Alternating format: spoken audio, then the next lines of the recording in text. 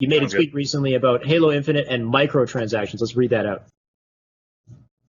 It's been confirmed that Halo Infinite will have microtransactions for almost a year now. Why are we now freaking out, or just now freaking out over this news, which is a very valid opinion that you have there. So recently, I think it was a GameSpot article or something came out saying that Halo will have microtransactions. It's going to be like a live service in the way that it's going to operate. What do you think about microtransactions in the game and just the news and people's reactions and whatnot?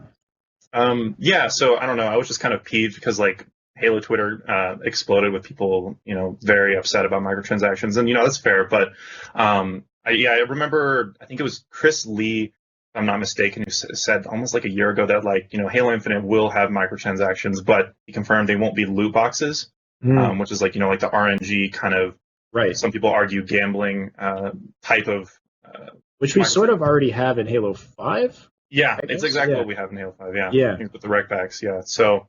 My thoughts about them being in Halo, I'm not entirely, obviously I don't like microtransactions, right? But I understand their necessity, and when it comes to certain structures of games, right? So like we know Halo Infinite, I saw on the community stream recently, Sam, she said that Halo Infinite is going to be a game as a service, right? So it's kind of going to be Halo as a platform rather than Halo 1, 2, 3, Reach, Halo 4, Halo 5. It's not going to be just a numerical release. It's going to be Halo as a platform going forward. And they're building that as like something that they can just expand on over time. And so obviously all the dev time required to like making a live game that continuously evolves and they're going to add content, that's something that I would probably argue you have to an extent, especially with like the cost of game development going up and then like the nature of Halo Infinite as a game, as a service. So, I understand its necessity. I'll be interested to see how they implement it. Hopefully it's in a more creative way than just the Halo 5 loot boxes. So, yeah. Well, they really can't go back and start putting in loot boxes if they specifically said they don't have them, because that will, completely ruin their credibility for sure. You can tell that they're very carefully working around how to explain how microtransactions will be in the game. But I see, most fans, or I guess people on the internet, will just see the word microtransaction and immediately they see red. They're really upset. But yeah, I think that there's a good way to implement them, and I think that you're right. It's becoming kind of a necessity, especially in terms of what they want to create with Halo. Like you said, it's more of like a platform. It's a service. It's much larger. They just have to pick the right things to have these transactions behind. So having it mainly cosmetics, I think, is kind of the safer route. Some people are saying that even though it's cosmetics, like, shouldn't we be able to put in the grind time and earn those cosmetics instead of one guy who just buys them or whatever, which I understand that argument too. I was thinking, is there a way they could have cosmetics that are exclusive to your grind time and cosmetics that you can buy as well that are also badass? I don't know if they could somehow bridge the gap there and try to That's a good question. Right, like kind of like how you had the fire helmet or whatever, like your helmet that was on fire in Halo 3. You had to do all of this stuff for it. Still have that, still make it badass, but make some other things in addition to that. But who knows? Maybe because I know in Halo Reach, like back when I was playing, and I don't know if this was just because I was younger. I was 13 when Reach came out, so you know how time kind of goes slower when you're younger. But it seemed to me like it took literally forever to unlock a lot of the armor pieces. In Halo Reach, and the Halo Reach customization, I would argue, or just in my opinion, is probably the best customization we've had in Halo so far. The system itself worked really well, but it did take a long time and a lot of grinding. So I could see, maybe some armor pieces, give people that option too if they want to, not grind for something like that. Give them the option to buy it, and that of course creates some problems with exclusive content where you see a guy with a super nice helmet and you're like, oh, you just bought that, right? So you could have some of that, but like you said, I think it would be a good idea to have some exclusives on either side, some that are really cool but you have to buy, some that are really cool that you have to grind for. It's a careful balance you have to strike, and I don't really have the answer for that, but it's a really good question.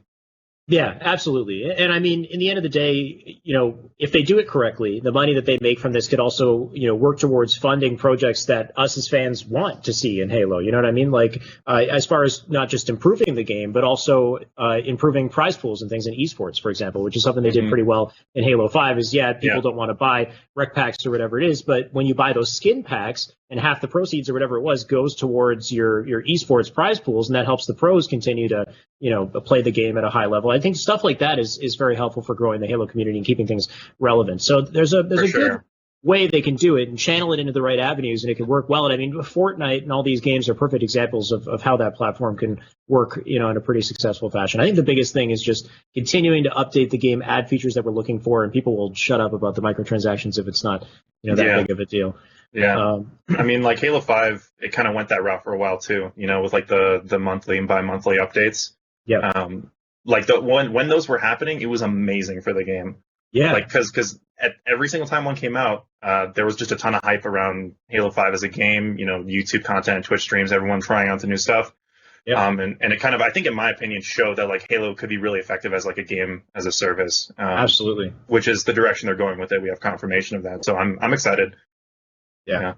Yeah, no, completely agree. And they would have, every time they had a content pack, they would have a new trailer for it and everybody get excited. And all of these content packages were free too, which is great. So you could always expect to, be brought along with that experience. And it's something they're doing in Gears 5 as well. Like everything that comes out is free and only these cosmetic things you have to pay for. So I think it's a good initiative. The one issue that I talked to Unishek about, I talked to a lot of people about now, is just the fact that they had outlined what those content packages were going to be way in advance, which is good from a preparation standpoint, but it was strictly that. Like, it was like, this content package is going to include this, and we can't be flexible around that and add something else or whatever. So like, a problem might arise in the community that really needs to be fixed, or something that really needs to be added, and it wasn't in that content package. It was in content package number 4 or whatever it was, and they couldn't, be flexible. So I think the biggest thing is hopefully they can have some flexibility in whatever they plan going forward there.